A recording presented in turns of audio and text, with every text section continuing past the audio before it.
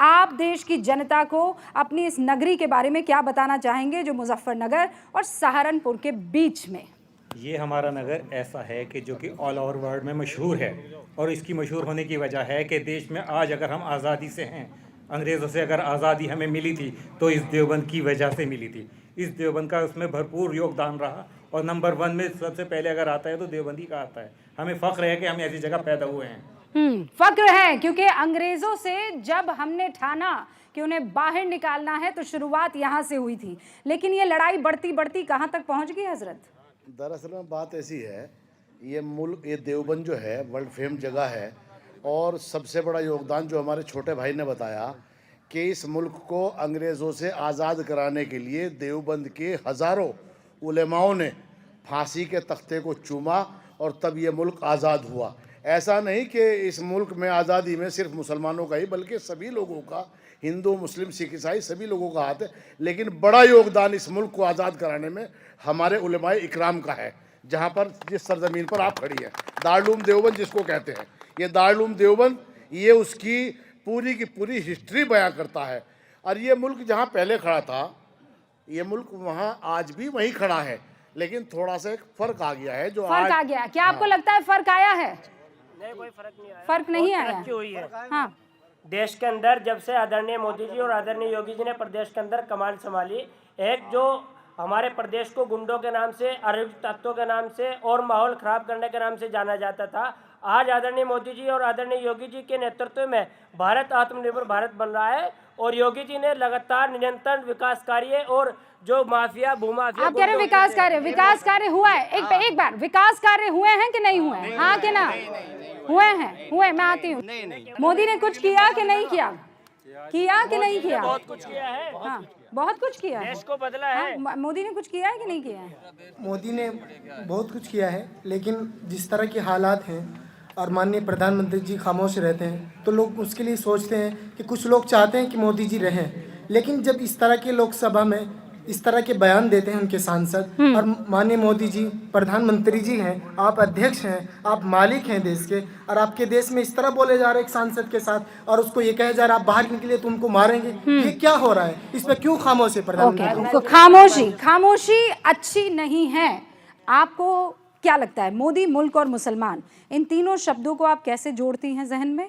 और दूसरा, यहाँ पर आपने युवाओं की भी बात सुनी, और उनका ये कहना है कि कुछ भी नहीं हुआ है, नथिंग इज़ हैपेंड, और बीजेपी जब से आई है सिर्फ तबाही है, और ख़ासकर बयान बहादुरों ने मुसलमानों को गालियाँ देना शुरू कर दिया और कुछ हुआ नहीं। देखिए, जुमलेबाजी तो बहुत ज़्यादा हुई है, और जो हुआ है उसे अच्छा भी बोलना चाहिए। प्रधानमंत्री आवास योजना है और क्या आयुष्मान कार्ड वगैरह, देखिए जो भी कुछ हुआ है उसे अच्छा भी बोलो, लेकिन जो वो 15 लाख रुपए थे वो आज तक नहीं आए।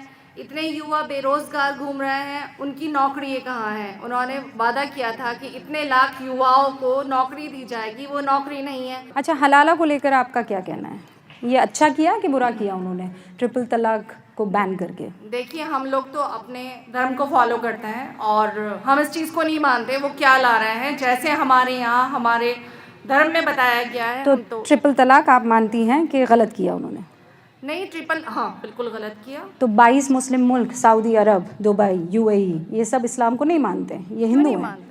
क्यों नहीं मानता है? नहीं, इसको तो अच्छा किया है उन्होंने। नहीं, वही तो पूछ रही हूँ। ट्रिपल तलाक को गलत है, उसका तरीका गलत है। शरीय कानून अगर लागू होता है तो बात मानने वाली है, लेकिन उसका तरीका गलत है ना। तो आपको लगता है शरिया कानून यहाँ होना चाहिए? नहीं, ऐसा नहीं बोला कि होना चाहिए, लेकिन ऐसा नहीं है कि एक ही कम्युनिटी को आप टारगेट करें।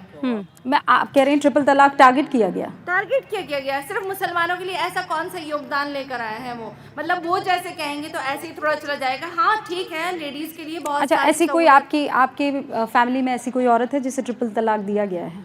तलाक बिद्दत? नहीं, ये वाला कुछ नहीं है। नहीं है? नहीं। उत्तर प्रदेश के बहुत से गांव हैं जहां पर खुद महिलाएं हमारे पास आई हैं। मैंने खुद ऐसे बहुत से शोज़ किए जहां वो रोई हैं, बिल्की हैं, 6-6 महीने का बच्चा हाथ में लेकर।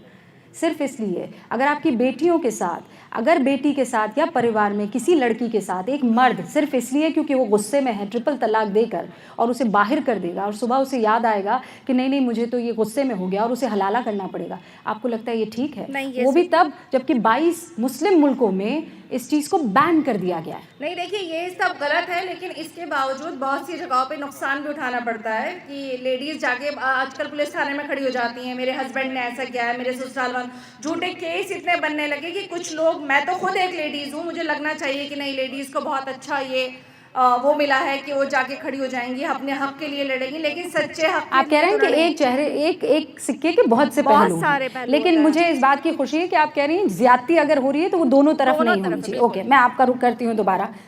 आप तो यहाँ के पार्षद हैं और मेरे ख्याल से 3 बार से चुनकर आए पार्षद हैं। इस वक्त देवबंद को सबसे ज़्यादा किस चीज़ की ज़रूरत है? देखिए, अभी आप विकास कार्यों की बात कर रही थी। मोदी सरकार में गरीब लोगों को विकास कार्य बहुत हुए हैं, हम हमारे से भी बहुत लोग जुड़े हैं, उन्होंने फ़ायदा भी उठाया है। लेकिन एक देसी मिसाल सुनिए आप, बकरी ने दूध दिया ऊपर से मिगने कर दी, तो वो दूध किसी काम का नहीं रहा। वो आपने जब तक आप बजरंग दल जैसे आतंकी संगठनों पर बैन नहीं लगाएंगे तो इनके ऊपर बैन लगे। जब भी मुसलमान मोदी से जुड़ने की कोशिश करता है, जब भी इस तरह की खाई खोदने का काम कर दिया जाता है कि मुसलमान फिर अपना आपको, अब आपके प्रोग्राम का शीर्षक है मोदी मुल्क और मुसलमान, मोदी मुल्क और अवाम होना चाहिए। भाई हम भी तो मतलब मुसलमान को क्यों अलग करने की कोशिश करें? देखिए, मैं आपको एक बात और बता दूं, अभी 80 और 20 की बात चल रही थी, आज की डेट में 20% उधर है, 80% इधर है। जो सेकुलर हिंदू है, जो समझदार हिंदू है, पढ़ा लिखा हिंदू है, वो सब अब जो है इस 20% के साथ खड़ा हुआ है। हम लोग 80% हो गए, आप लोग 20% रहे हैं। अच्छा पार्षद साहब, मैंने जैसा कहा ना, एक बहुत ईमानदार पहल है, ये डिस्कशन हो रहा है, कोई किसी तरह का कोई एजेंडा नहीं है। आप ये बोल रहे हैं कि वो लोग, ये लोग, कहीं ऐसा तो नहीं है कि हमारी कौम, हमारी बिरादरी खुद एक पार्टी बन गई है? मतलब हम मुसलमान कहीं भी हो, मैं किसी राज्य में जाऊं, कोई मुस्लिम नेता तो है नहीं, पर हमें मोदी के खिलाफ खड़े हो जाना, एक पार्टी बन गए और सब हमारा इस्तेमाल कर रहे हैं, ऐसा आपको नहीं लगता है? नहीं, मोदी इससे नुकसान नहीं हो रहा है? नहीं, मोदी के खिलाफ नहीं है मुसलमान, ये आपकी गलत सोच है। ये एक गलत इसको डिफाइन किया जा रहा है, गलत पेश किया जा रहा है।